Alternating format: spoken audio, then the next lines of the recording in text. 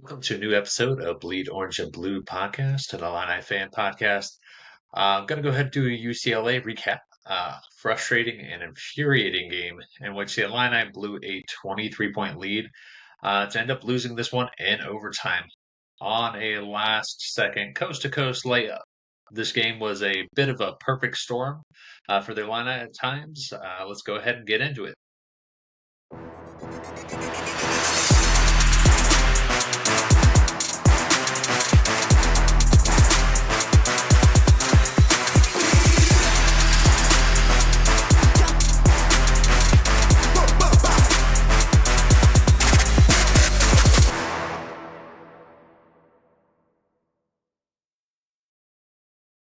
All right, let's just start with it.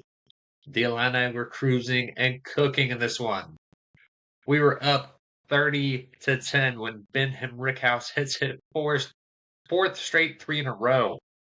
The team was fired up. Ben looked confident. We were up 33-10 at this point. Mick Cronin calls a timeout. He's furious with his team. The Illini look like they're about to cruise through this one, just like USC, just like the Indiana game, just like the Northwestern game, the Missouri game, all those games blowouts. But then the Illini took their foot off the pedal. They allowed a good, solid shooting UCLA team to then go on a 33-22 run to end the half. That brought their lead down to 7 from 23 points against a team you only allowed 10 points to for the first 10 minutes of the game. They over tripled their output in those next 10 minutes, missing one shot from the field. Only one. The rest of that half. That icing to the cake of all of it was Merck fouling a three-point shooter at the buzzer. Like, just get out of his way. He was jumping across the three-point line at you. Just move. Keep your hand around and contest, but literally foul them. Just a boneheaded play by Merck. And it really was the icing on the cake for the mentality of those the second portion of that first half. Really led to, I thought, the mentality for 35 minutes of the rest of this game that went to overtime. Now, I really think that there's some players that did not show up mentally in this one. Everyone was cruising, we're hitting shots, everyone's feeling good. I think the team thought, hey, we'll carry that on in the second half. We still dropped 50 points in the first half on them. We'll drop another 50 on them. We'll win 100-84 or 100-86 or 100-88. Doesn't matter. We'll get to 100 points. It'll be fine. That's where things really were changing. Is UCLA came out and continued what they were doing, but the Illini got cold. They ended up missing 11 straight three-point attempts. 11 attempts in a row. I mean, where did some of the post scoring go on? Where did breaking down the defense with getting to the paint and dishing and all of that go? It turned into, hey, let's get shots up because we were hot in the first half. It did not carry over because the mentality changed. UCLA turned a switch on because they remembered, hey, this is an eat or be eaten moment. If we don't pull this game out, we might not make the tournament. Our season may be over, essentially, without this win. So what did UCLA do? They fought and they played and they were highly, highly efficient. I mean, shooting just a ridiculous amount from the floor, 51% in 45 minutes of this game, 51% from the field, 39% from three. Now, they are a solid three-point shooting team. They don't usually shoot this many. It's probably their biggest knock. 16 of 19 from the line. Now, we out-rebounded them, but there were portions, especially during that 0 for 11 stretch, we were not crashing the boards. Now, we got 3 of those 11 missed threes back. That's not up to the 40% that Brad Underwood looks for out of this Illini team. That's not their expectation. And obviously, it showed because it allowed UCLA to end up with a lead. They ended up having a 5-point lead in this one after being down 23. If I'm a coach, if I'm a player on that team, that's inexcusable.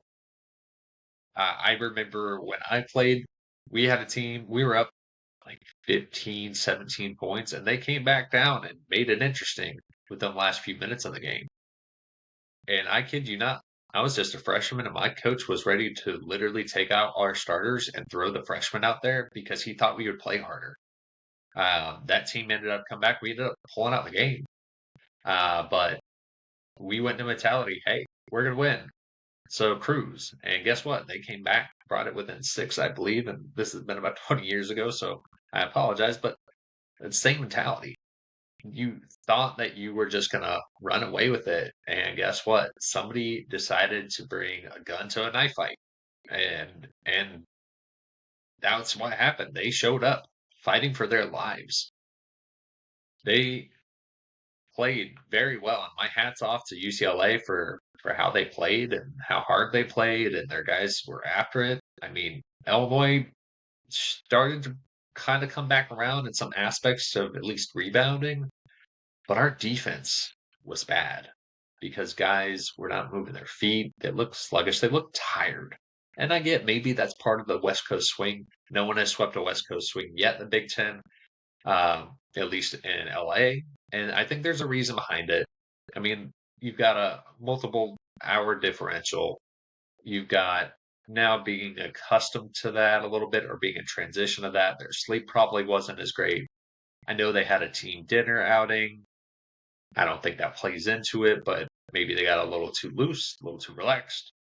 Um, and that really showed in the mentality of things. I must start with the three players that I think really just mentally didn't show up, and I'm gonna start with Tommy. Now, Tommy, while having 16 points, 6 boards, he shot 1 of 6 from three again. He just looked out of place on defense at times. We were switching. He ended up getting on a guard quite a few times, and just kind of was playing like he knew he was going to get beat. Like he didn't get in a good defensive stance at times. It didn't look like a conditioning thing. He looked like he was just like didn't get enough sleep. He didn't look like he was mentally there, and he just wasn't putting the hustle in behind his movement. He wasn't great in this game. Obviously, he wasn't terrible.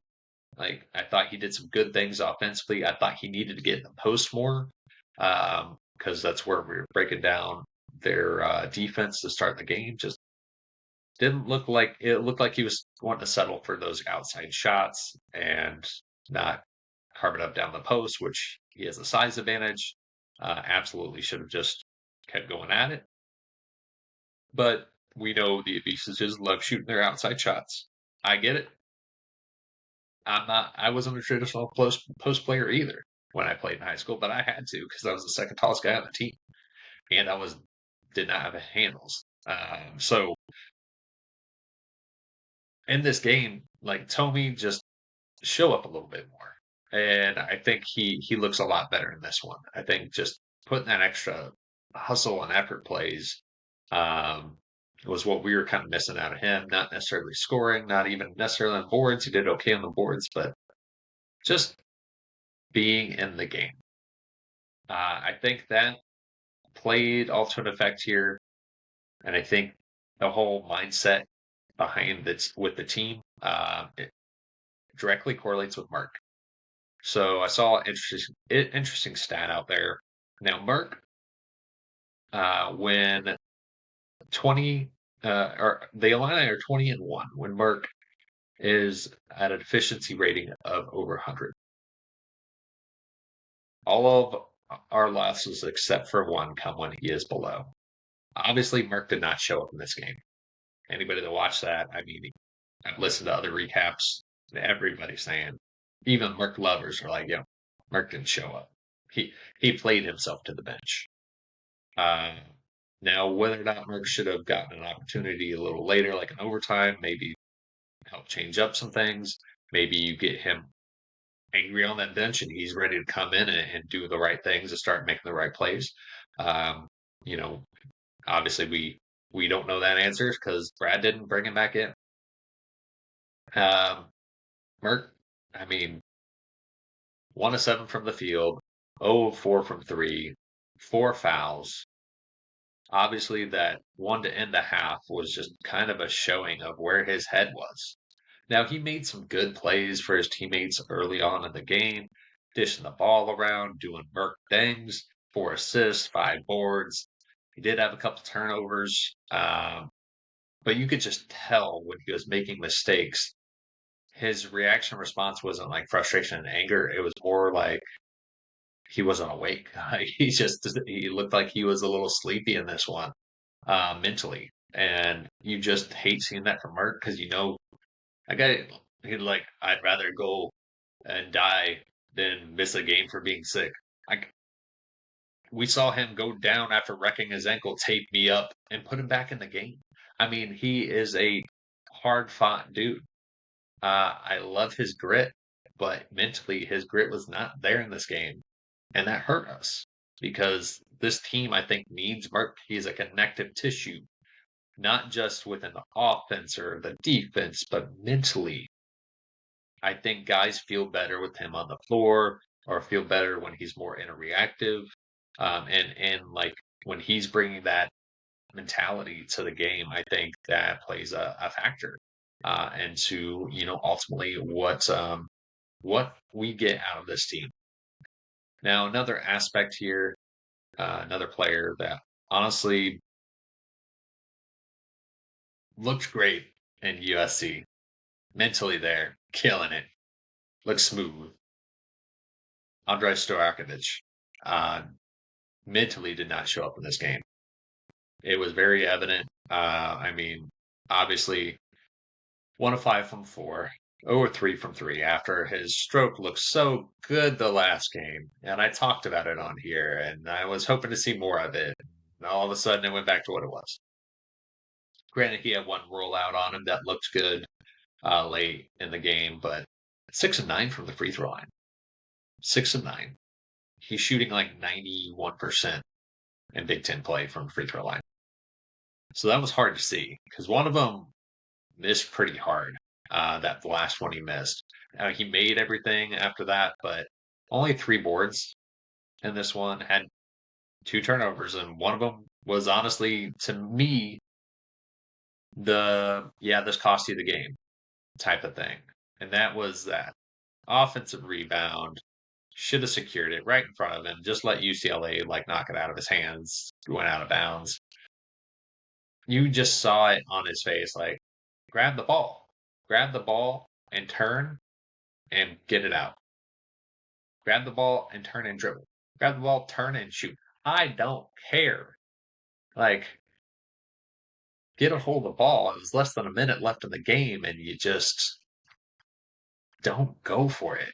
I mean, you don't go hard for it. You just expect it to be able to grab it and no one to contest you. And it was demoralizing to see that team play with that mentality. And I think that's what stings so much about this game. UCLA played great to come back. If they did that while Illinois was fighting and they just went cold and everything like that, I would feel much better about this loss than I do right now. I think there's some good things from this game that we can take from it. I think the Illini can say, hey, guys, that's a team fighting for their lives right now. This is what we're going to see in 2 weeks. Get ready for it because we can't come out with that same mentality. Not for 1 minute because we will lose. Stojakovic, no NCAA tournament on his resume. This is going to be his first one. This is going to obviously be Keaton and Merck's first one. Z, Tommy, Kylan, Jake Davis, Benham Rickhouse, they know what it's like. They know what it feels like to go home too. So do hope that they take the mentality back and just go all out. Put it all out there. Don't question yourself a single moment because this team is championship level worthy.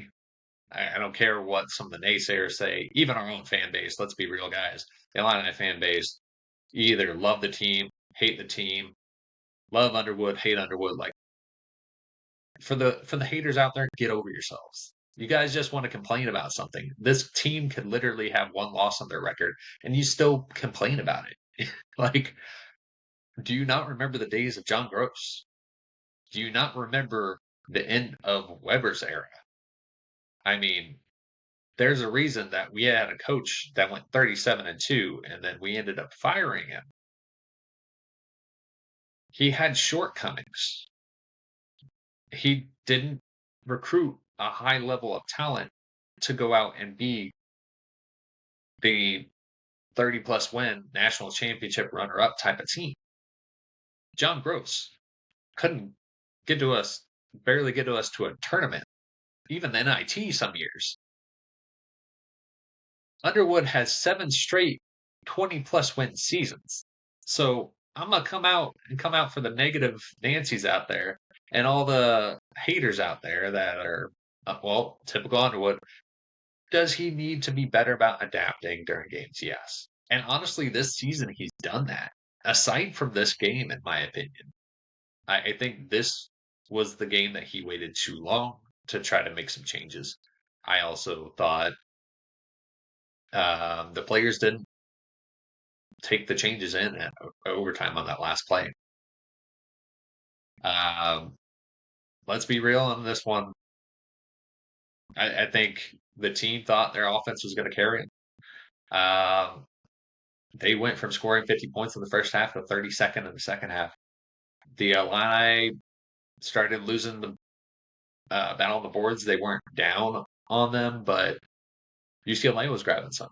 And that's where Illinois' offense also went real stagnant. Underwood calls a timeout, yelling at him about get back on the boards. That's where I saw some effort come back. But ultimately, I think one rebound with Andrei Stojakovic was in part the loss on this game. Now, we missed some calls later in the game, got some calls missed. I'm not going to point this at all at the refs. There was I think that foul on Humbert House towards the end of overtime was a bad one. I think he was straight vertical. He didn't slap down. He didn't jump into the player. I thought it was a bad call. Honestly, I thought UCLA got a call there. But I'd have to hit on Keaton here. Keaton didn't have a good shooting night. 5-15 from field, 1 of 6. Did go 8 of 8 from the free throw line. 8 boards, 6 offensive rebounds, 6 assists to 2 turnovers, a steal and 2 blocks. Keaton put it all out there. Obviously, going down on his shoulder in this one, everyone was terrified. I know I was. I was like, great, that's a dislocation or rotocuff tear, something. He just did something. He's going to be out. He's done. Our season looks much less. We're going to be fighting to get out of the first round. That's where my head was. But fortunately, he bounces back. Sounds like a stinger. Had those are not fun, but hey, you can push through it. Glad that he did. Glad we got him back on the floor. Thank you, Keaton, for making the right play at the right time to put us up to try and get this win. If it only had taken a second and a half longer. I do think the refs got the clock wrong. It was at 3.1. They changed it to 4.9 when the ball was in the net. It has to go through the net, and they didn't have Nick Cronin on camera to verify when he called the timeout when they reviewed for time. They automatically gave it to when the ball was in the net, which obviously I don't know. I didn't see, but there's a reason that clock stopped at 3.1 because that's when the official signal for the timeout. That's when the time should have been from. I don't think there was a huge fit to throw about this. Obviously, we didn't have anything too substantial to go on it. That's just my thoughts, what I saw watching the game. But Keaton makes the right play, puts the ball in, and then we had what seemed like 4 timeouts length to set everything up. So Illinois sees what they're going to do, calls their timeout. Cool. It's what everybody does. We set up our defense. Kylan gets screened on. They let him get played through the screen. He lets it go, doesn't chase down a guy. I thought Illinois needed to run a trap. Not even a tight trap, just enough to make him stop his dribble or to just hesitate or have to get the ball out of his hands. Do something. And they didn't. Everyone just played the Ole defense. And I thought Andre really messed up close to half court. I mean, just really let him run by and did not chase, did not try and get in his way. And then people want to throw some negatives at Big Z on the block attempt. He didn't want to foul. He was out of place, didn't know where the offense player was really going at full speed. And I thought he just did what he could to get a hand there to contest and make sure he didn't foul. Because the last thing you'd want in that situation, obviously, is that foul, aside from an open layup. So hats off to UCLA for keeping themselves alive. We have the week here until that Michigan game on Friday, which obviously everyone is looking forward to. It's the Mrez game. It's going to be talking trash. It's going to be heated. I expect Mrez to talk some trash. I expect his dad to hop on Twitter and try to talk some trash too. Show up. Illini fans, get there. Be loud. Make sure Mrez feels what he's missing because he left for a bigger bag, more opportunity to his playing style. He's taken, like last I looked, he's taken, 10 threes on the season, maybe less than 20 threes. Really probably hasn't done anything outside of what Illinois would have had him do for Michigan. But hey, he made his choice, and now we got to go make him regret it. Daddy Brad, let's show up. Let's go get another win against Michigan. Let's keep them over against you for how long? I mean, like 10 games. I think this would be 10 games. Let's go make Greg Waddle cry and also happy because he loves Illinois. Shout out sleepers. Let's go, make this a game to be remembered. Illini players, get out there, play hard. Even if we lose, just play your hearts out. That's all I'm going to ever ask of any players. Like, you're going to make mistakes. You're going to miss shots. You're going to make a defensive mistake and miss an assignment. You're going to get a bad foul. You're going to throw the ball out of bounds. It's going to happen. Play your heart out. That's all you can ever ask of a player when it comes down to it. So, again, let's hope we go ahead and just shake this negativity off this game. Hope that the guys get back in the right headspace on this one and go into this Michigan game with a fighter's mentality and don't let it drop for the rest of the season. I want to go ahead and thank you all for checking out the Bleed Orange or Blue podcast. Again, an Illini fan podcast here. If you can go ahead and please like, share, subscribe. Would love some comments, some feedback. If you guys want to email me at bleedorangeandbluepod@gmail.com. If I have anybody out there that has an interest in maybe a little extra commentating, hopping on here, having a conversation with me, maybe do some analysis, talk about previews, post game, whatever you want to do. Be open to having a conversation. So please reach out. And want to thank you guys again for checking it out. Have a great rest of your day. And as always, ILL.